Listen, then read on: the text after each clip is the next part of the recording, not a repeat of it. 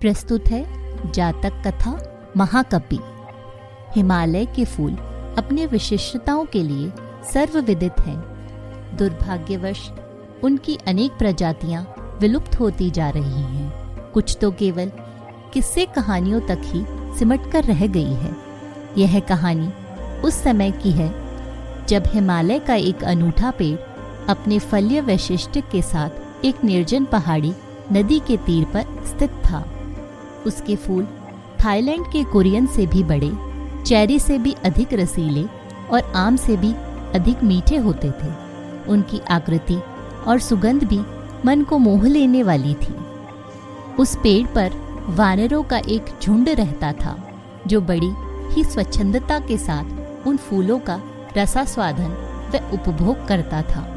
उन वानरों का एक राजा भी था जो अन्य बंदरों की तुलना कई गुना ज्यादा बड़ा, बलवान, गुणवान, प्रज्ञावान और शीलवान था। इसीलिए वह महाकपि के नाम से जाना जाता था। अपनी दूरदृष्टि से उसने समस्त वानरों को सचेत कर रखा था कि उस वृक्ष का कोई भी फल उन टहनियों पर न छोड़ा जाए जिनके नीचे नदी बहती हो। उसके अनुगामी वानरों ने भी उसकी बातों को पूरा महत्व दिया, क्योंकि अगर कोई फल नदी में गिरकर और बहकर मनुष्य को प्राप्त होता है तो उसका परिणाम वानरों के लिए अत्यंत भयंकर होता है।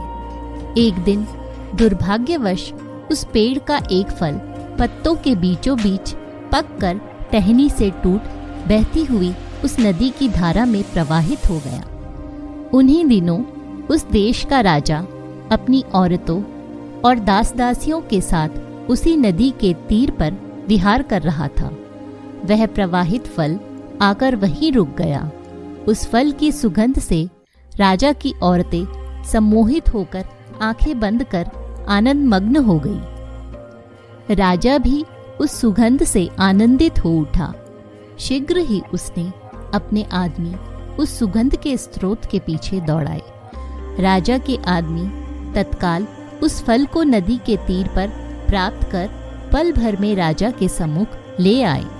फल का परीक्षण कराया गया तो पता चला कि वह एक विषहीन फल था। राजा ने जब उस फल का रसास्वादन किया तो उसके हृदय में वैसे फलों तथा उसके वृक्ष को प्राप्त करने की तीव्र लालसा जगी। क्षण भर में सिपाहियों ने वैसे फलों के पेड़ को भी ढूंढ लिया, किंतु वानरों की उपस्थिति उन्हें वहां रास नहीं आई। तत्काल उन्होंने तीरों से वानरों को मारना प्रारंभ कर दिया। वीर्यवान महाकपि ने तब अपने साथियों को बचाने के लिए कूदते हुए उस पेड़ के निकट की एक पहाड़ी पर स्थित एक बैंत की लकड़ी को अपने पैरों से फंसाकर फिर उसी से पेड़ की टहनी को अपने दोनों हाथों से पकड़कर लेट अपने साथियों के लिए एक पुल का निर्माण कर लिया। फिर उसने चिल्लाकर अपने साथियों को अपने ऊपर चढ़कर बेतों वाली पहाड़ी पर कूदकर भाग जाने की आज्ञा दी। इस प्रकार महाकपि के बुद्धि कौशल से सारे वानर दूसरी तरफ की पहाड़ी पर कूदकर भाग गए।